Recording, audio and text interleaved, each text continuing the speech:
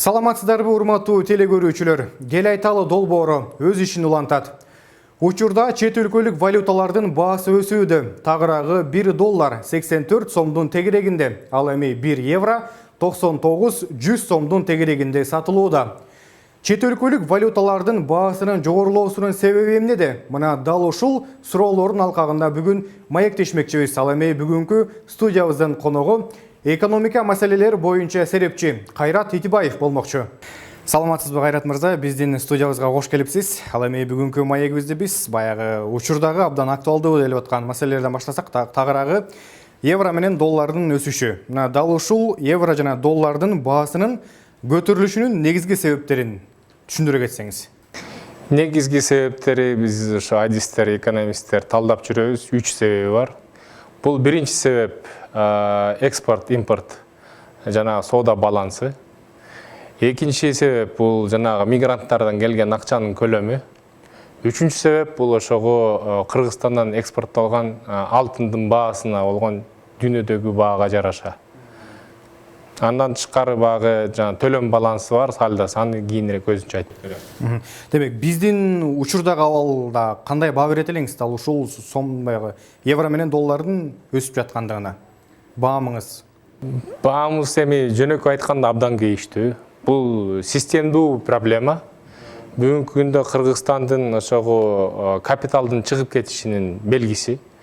Бул ошо акыркы инкылаптан кийин азыркы жанагы жеке менчикке кепилдик бере албагандыктын айынан, жанагындай басуу алуулардын айынан азыркы ошо тышкы чет өлкөлүк инвесторлордун чыгып кетип, мына бүгүн эле Улуу Британиянын элчилиги расмий түрдө жазды. Ошого чаратка болгон кол салуулар жана алтын кенин иштеткен. Бул бизде абдан кейитип жатат. Биз деген аябай ойлонуп атабыз. Демек, бул Кыргызстан эң начар инвестицияга эң начар өлкө деп жазып атат. Бул деген абдан уят нерсе. Биздин рейтингди аябай түштү. Жада калса Пакистан өкмөтү биздин ошого жогорку окуу жайларыбызды кара тизмесине киргизип коюптур да. Жана медицина тармагында окуткан боюнча. Анан азыркы күндө мына дагы айтат элем, ошо капиталдын чыгып кетиши бизде жана төлөм сальдосы терс, негативдүү. Бул багы жанагы хроническая болезнь деп коет да. Ошо экономикабызда импорт товарлары басым болгондуктан 70% биз деген импорттойбуз. 19-жылга карата жада калса ушу статистиканы карай келдим. 9 эле айдык бар экен. Ошо 9 айда көрсөткөн баамдасы боюнча 3 миллиард 124 миллион доллардын тегерегинде минус болуп атат да. Бул демек, ошого биз өзүбүз экспорттоп, валюта кирип, анан биз валютаны багы экспорттун айынан тапканда жанагы эмгек мигранттар жөнөткөндөн баарын плюстап туруп, бияктан чыккан акчаны койгондон кийин ошонун айырмасы ошого терс сальдо болуп атат да. Азыркы күндө ошо азыр 890 миллион сомду көрсөттү. Бул деген биздин ички дүң продукцияга 9-10%ке тете. Бул абдан жаман көрсөтүш, жылдан жылга келип атат. Соода балансы болсо 3 миллиард жана башта айтканда 2,5-3 миллиарддын тегерегинде. Бул ошого акыркы 20-25 жылдан бери келаткан тарыхыбыз. Жыл башынан бери карап көрө турган болсок, Улуттук банк негизинен 16 жолу интервенция жасады, иш алып барды. Мындай сатка коюлган сумманы алсак, бул 372 миллион доллардан ашык болду. Бул нерседен майнап чыгып жатабы? Жана чыгып жатса дагы алдында кандай чараларды көрүш керек негизи Улуттук банк? Мен мындай салыштырат элем да, бул өрт өчүргөн менен мындай барабар да. Мисалы үчүн бир бөлмө өрттөнүп жатса, ошого жанагы газ баллон менен, газ баллон дейм, пожарный жанагы баллон менен өчүргөнгө барабар да, тете. Ошо Нацбанктын багы азыркы учурдагы токтотуп кандайдыр бир туруктуу 2 жылда, мына азыр мен келгениме 2 жыл болду. Ошондон бери мына евро азыр мурун 80-ге жетчү эмес, азыр 100 сомдон ашып кетти баасычы. Бул демек абдан жаман көрүнүш да. Анан колунан келген аракетин кылып атат, кичине мындай басаңдатайын деп, бирок өрт жалындап көбөйүп атат, көбөйгөндөн көбөйүп атат. Бул системдүү проблемалар. Азыр Нацбанктын иш аракети ошо жанагы өтө өчүргүч менен бир гана жалгыз гана кишиге барабар да, айтканда мындай жөнөкөй жалпак тил менен айткандачы, биз деген ал үчүн эмне кылышыбыз керек? Биз деген ошо валютаны сырттан көбүрөөк киргизгенге аракет кылышыбыз керек. Ал деген эмне? Экспорт аркылуу пайда болот да. Бул деген бир ай, 2 айда гана боло турган иш эмес. Бул жылдан системдүү, комплекстүү иш болуш керек эле да.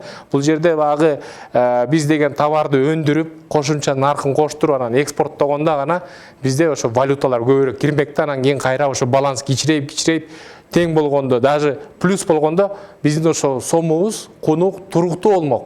Мына Чехияны айтайын. Мен ошо өзүм ошол жерде билим алып келгем. 15 жыл мурун азыр баасы кандай болсо, долларга болгон же еврого болгон, чех крону да ошо ойдон эле да. Өсүшү ошо ойдон эле. Мына азыр болсо 23 крон болсо, 22-23-тün тегерегинде доллар. 15 жыл, 10 жыл мурун ошондой эле так эле болчу да. Бул эмнени билдирет? Ошо экономиканын стабилдүүлүгүн билдирет. Бул ошо институттардын иштешин билдирет. Бул ошо экспорттук жөндөмдүүлүгү бар экенин билдирет. Демек, ошо чех экономикасы багы туура иштегендин деңгээли, жөндөмдүүлүгү, ошондуктан аларга кайра ишенип көбүрөөк инвестиция кирет, капитал кирет, карыз дагы берсе болот, үстөк пайызы төмөн болгон. Ошон үчүн булар ошонтип өнүгүп туруктуу. Бирок салыштырсак, ошол эле кече эле алар деле 80-жылдары коммунисттик өлкө болчу, Кыргызстандай. Дал ушул чет өлкөлүк валюталардын баягы курсунун жогорулоосу кимдер үчүн пайда алып келет? Ал эми кимдер үчүн зыян тартат? Кимдер зыян тартат? Мындайда Кыргызстан резиденттерине да окугам, же ошо Кыргызстандын жарандарына, жалпы эле ишкерлерине терс таасирин алып келет, терс. Анан экспорттосок, эми экспорттаганда мындай да, экспортторлор биякта биз экспортерлорго плюс болушу мүмкүн деп айтышы мүмкүнбүз. Бирок ошол эле кезде карасак, түзүмүн продукциясы эмнеден, кайсы чийки заттардан деп карасак, көрсө ошо импорттолот экен да. Мисалы үчүн тигүү жайларды алалы. Тигүүчү ишкана болсо, ал экспорттойлу дейли, ошол эле Россияга кийим-кечектерди. Бирок фурнитурасы, ткани, материалдары ийне жибине чейин каяктан келет? Тыштан келет. Аны дагы долларга сатып алат, же еврого сатып алат. Ошон үчүн Кыргызстандан акча чыгып кетип атат да. Анан кийин бул жерде багы баарын эле зыян деп айтат элем да. Кыргызстандын ичиндеги бүт жарандарына, бүт экономикасына, бүт эле чарбабызга зыян. Анткени 70% кайталып кеткен, жада калса азык-түлүк дагы ошо импорттолот, ошо менен баасын өсүшү ошо менен байкалып турат да бүгүнкү күндөчү. Дал ушул доллар менен евронун өсүшүнүн баягы биздин ички рынокко кандай таасирин берет? Жана эгерде мындан дагы жогорулап кете турган болсо, анда бизди эмне күтүп турат? Мындай да, биз ошо мамлекеттик карыздар азыр 4 миллиардтын тегерегинде да. 4,8 так айтканда. Ошо акчаны төлөөгө биздин кыргыз кунуна, кыргыз сомуна оордук болот, басым болот. Анткени кечеки эле мисалы үчүн 100 долларды 60-70 сом, 70 сомго алып аткан болсок, бүгүнкү күндө 85 сомго алып атабыз да. Ошо биз деген акчанын наркы түшүп калды да. Бул бир. Экинчиден, албетте керектелүүчү товарлардын баасы көтөрүлөт. Азыр жаздан бери кем дегенде бир 20-30% баалар көтөрүлдү. Дагы эмне болот десеңиз, эмки келе турган 21-жылкыга айтат элем, баалар мындан да көтөрүлөт. Ошо азык-түлүк, айрыкча ошо социалдык жакта аяштуу топторго күч келип калышы мүмкүн да. Ошо эле мугалимдерибизге, ошо эле медицина тармагында жөнөкөй кызматкерлерибизге кыйын болот. Анткени дегенде алар айлык манаясын сом менен алат.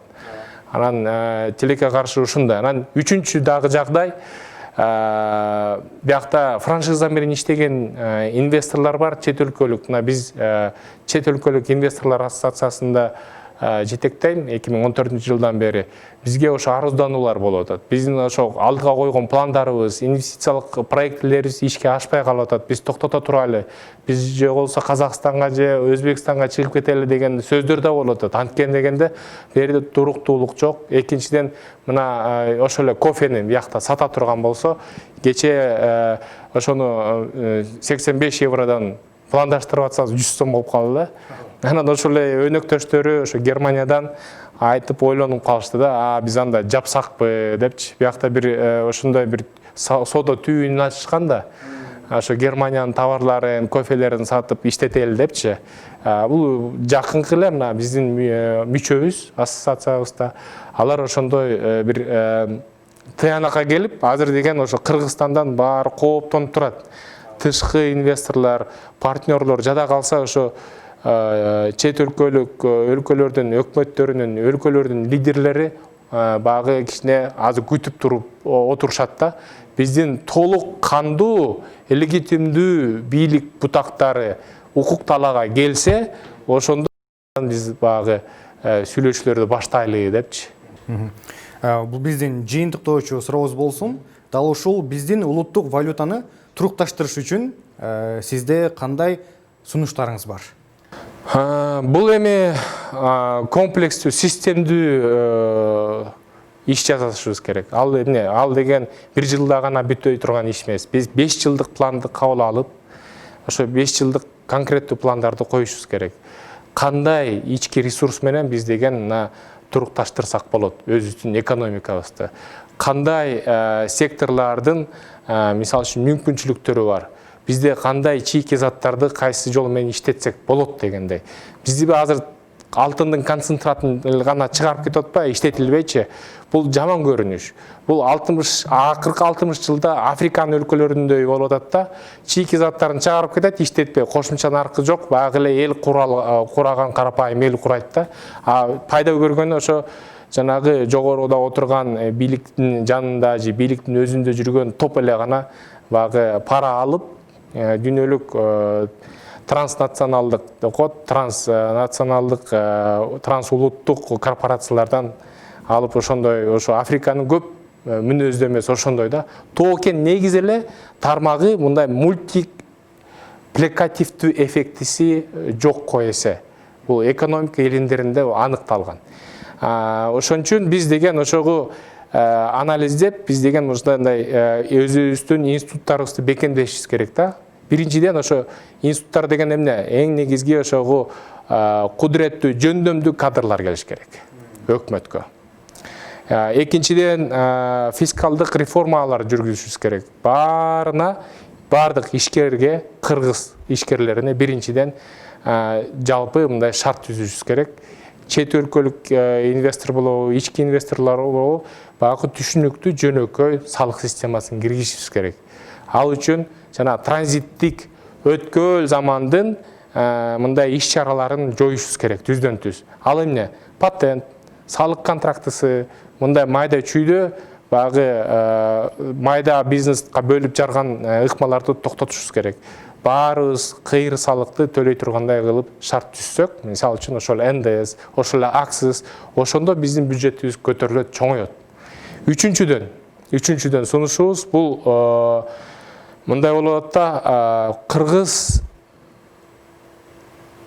элинин, кыргыз мамлекетинин орду кандай? 40-50 жылга биздин даярдыгыбыз кандай? Анткен дегенде ошо жылга карата чоң технологиялык өзгөрүүлөр күтүлүүдө. Бул жанагы компьютердин, жасалма интеллекттин иштөө кубаттысы адамдын ой жүгүртүүсүнөн барабар же андан өтөт деген мындай бир футуристикалык прогноздор бар. Экинчиден, жанагы жердин астынан чыгуучу күйүүчү майлар керексиз болуп калып, альтернативдүү энергияга, жашыл энергияга өтөт экен. Суу, мөңгүлөр аябадан багы баалуу болуп, наркка ээ болот экен. Ушундай технологиялык алмашуу күтүлүүдө, дүйнө жүзүндө, глобалдык негизде. Ошого биздин кымындай болгон жерибизде 6 миллион калкыбыз ошого кандай биз даярдык көрөбүз, ошо стратегиябыз барбы, биздин улуттук кызыкчылык барбы? Мисалы үчүн бүгүнкү күндө өзүңүз көрүп атасыз, жанагындай өзүбүздүн жергиликтүү өндүрүүчүлөр мамлекеттен колдоого ээ болбой атат. Көбүнчө ошого артыкчылыкты импорт продукциясына келип, биякта импорт продукциялар сатылып атат да ички базардачы. Анан кийин жергиликтүү ишкер байкуш же акчалай колдоо албаса, же болсо салык түрүндө колдоо албаса, же болсо деги бажы жагынан колдоо албаса, бизде ошо экономикабыз майда болуп, быдырандуу болгону менен ошентип багы жуула баштайт да. Жуулуп, аябай жөнөкөйлөшүп, примитивдүү, жанагындай натуралдык бир өндүрүшкө жанагындай келип калсак, албетте бул начар прогноз да, начар натыйжа болуп калышы мүмкүн да. Ошон үчүн сөздүн кыскасы ушу 4 негизги системдүү комплекстүү иштерди аткарышыбыз керек. Анан эми азыр коомчулукта көп эле сөз болуп атат, ошо карыз, анан мамлекетте бюджетибизде дефицит, анан кээ жана депутат айткандай биз деген эсеп счетун ачалы, ошол жака акча эл которсун деп. Эл эми элдин күнөөсү жок да. Ынча айтканда ал акчалар келген, эффективдүү иштетилген эмес. Анан бул туура эмес деп айтат элем да. Бул уят нерсе. Эгер ошончолук элдин күйүмдүүлүгүн азыркы мына ковидте көрдүк жайында, ошондой боло турган болсок, бизден улуттук бир кадрлардын фондун түзөлү. Ошолорго айлык маная кылып туруп, асылдарды тартып, биякта улан кыздарыбыз бар, илимдүү, билимдүү, элим, жерим дегендерге ушундай бир фонд түзүп, ошолорго айлык маная бере тургандай кылып, ошолорду өкмөткө киргизип, олуттуу реформаларды жүргүзсөк, ошондо оңолобуз. Анан эң негизгиси Кыргызстандын азыр башка жолу жок, адам капиталын өнүктүрүүгө ошо билим берүү системасын реформалап, акча аябай. Азыр мына бизде жаштар көп, окуйм дегендер көп. Анан ошолорго бир жакшы шарттарды түзүп, берде окуп, жанагындай Казакстандагыдай балашак болобу кадрлар даярдап, бул эми кем дегенде дагы 10 жыл күтүшүбүз керек. Ал улан кыздарыбыз чоңоюп, билим алып, мына орто мектеп билим берүү системасы такыр эле сапатсыз болуп калды да. Ошондой да. Анан бул багы бул баары мына комплекстүү чырмалышкан маселе да. Бул кыргыз сомунун куну түшүшү бул болгон эле бул натыйжа. Багы системдүү проблемалардын гана келе жаткан натыйжасы да. Аны багы бир гана огнетушитель менен мындай өчүргөнгө багы биздин анын акчабыз да жетпейт. Анткени дегенде айтып атпайм, бизде төлөм сальдосу тескериде 1 миллиардка мына азыр быйыл акча чыгаруу аябай көп болуп атат. Кыргызстандан чыгып кеткен себебинен Кыргызстандын сому тилекке каршы түшүп атат. Чоң рахмат. Алтындай болгон убактыңызды бөлүп, биздин студиябызга келип, маек куруп бергениңиз үчүн чоң рахмат айталы. Терең ыраазычылык билдирди. Ушуну менен бизге бөлүнгөн убакыттагы соңуна келип жетти. Кийинки эфир аркылуу амандашканча сак саламатта туруңуздар.